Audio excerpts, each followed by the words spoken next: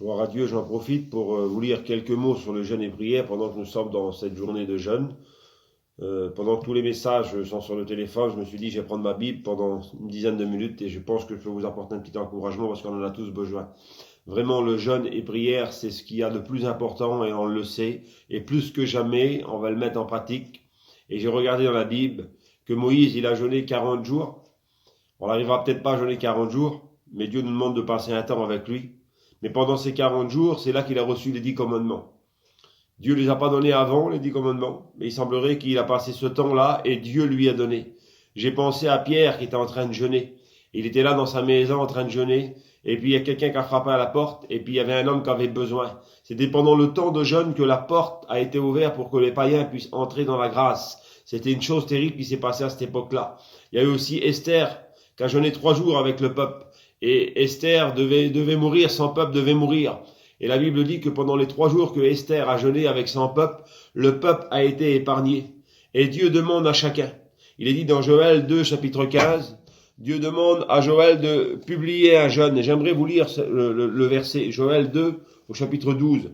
Maintenant encore, dit l'Éternel, revenez à moi de tout votre cœur, avec des jeûnes, avec des pleurs et des lamentations. Déchirez vos cœurs et non vos vêtements. Et revenez à l'Éternel de tout votre cœur, car il aura compassion et miséricordieux. Lent à la colère et riche en bonté.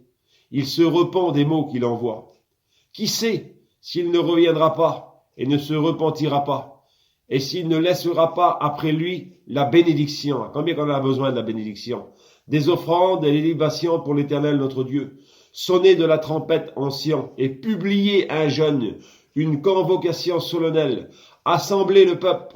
Nous sommes assemblés chacun dans nos endroits différents, dans nos caravanes, dans nos chalets, dans nos maisons. Mais nous sommes, même si nous ne sommes pas ensemble, nous sommes ensemble par l'Esprit. Assemblez le peuple. Formez une sainte réunion. Assemblez les vieillards, assemblez les enfants, même les nourrissants à la mamelle.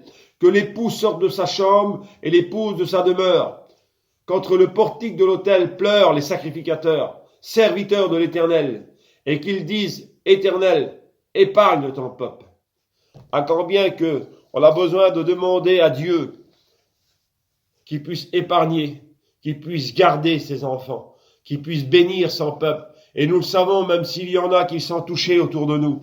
Dieu est capable de nous bénir, de nous donner une consolation dans les moments difficiles. Nous pensons à ceux qui passent par le deuil, ceux qui passent par la maladie. Nous savons que Dieu est tout-puissant. On n'a pas l'explication à tous les problèmes. On ne peut pas vous dire pourquoi ceci, pourquoi cela. Mais nous savons que si nous passons du temps dans le jeûne et dans la prière, il y a une solution pour nous. Il y a un réconfort pour nous. Et dans la Bible, il y a eu tellement de choses comme ça. J'ai vu aussi dans 2 Chroniques, chapitre 20, verset 3, il est dit que dans sa frayeur, le roi Josaphat se disposa à chercher l'Éternel et lui aussi, il a publié un jeûne. Et la Bible dit qu'à ce moment-là, il était entouré par ses ennemis et il savait plus comment s'en sortir. Le peuple était là, désarmé. Et j'aimerais vous dire que face à cette situation que nous passons, bien souvent nous sommes désarmés, découragés, comme il nous l'a dit Frédéric ce matin.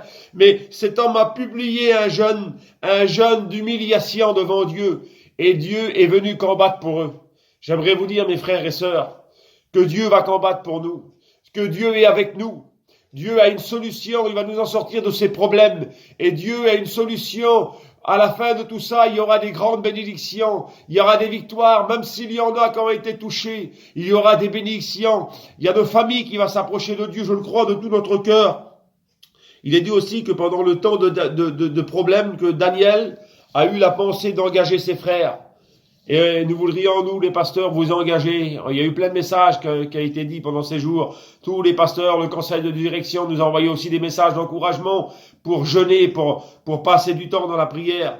Eh bien, on aimerait engager. Même s'il y en a dans cette journée qui n'avaient peut-être pas trop eu l'idée de jeûner, de dire, Seigneur, j'ai pas la force, moi. Mais j'aimerais vous engager à jeûner dans cette journée. Et j'aimerais vous dire qu'en terminant simplement ce mot-là, Ésaïe 58, vous ne jeûnez pas comme le veut ce jour, pour que votre voix soit entendue d'en haut. Pourquoi?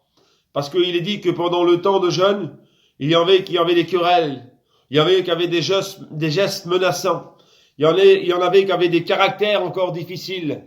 Et puis Dieu disait au peuple, vous ne jeûnez pas comme le veut ce jour. Il faut qu'on jeûne, mes frères et sœurs, mais s'il y a des choses qui nous empêchent, il faut qu'on les délaisse. Jeûner, c'est important. Mais s'il y a quelque chose dans nos cœurs qui n'a pas été pardonné, s'il y a quelque chose contre un frère, une sœur, s'il y a des petites choses qui nous empêchent la bénédiction, j'aimerais vous dire que dans ces moments, on n'a plus le temps de garder des petites choses. On n'a plus le temps de perdre du temps. Mettons tout au pied de Jésus. S'il y a des choses qui nous embarrassent, déposons-les au pied de la croix. Et venons publier ce jeûne de bénédiction et d'adoration. Voilà les quelques mots que j'avais dans la simplicité. Que Dieu nous bénisse dans ce jeûne de cette journée qui continue. La gloire revienne à Dieu.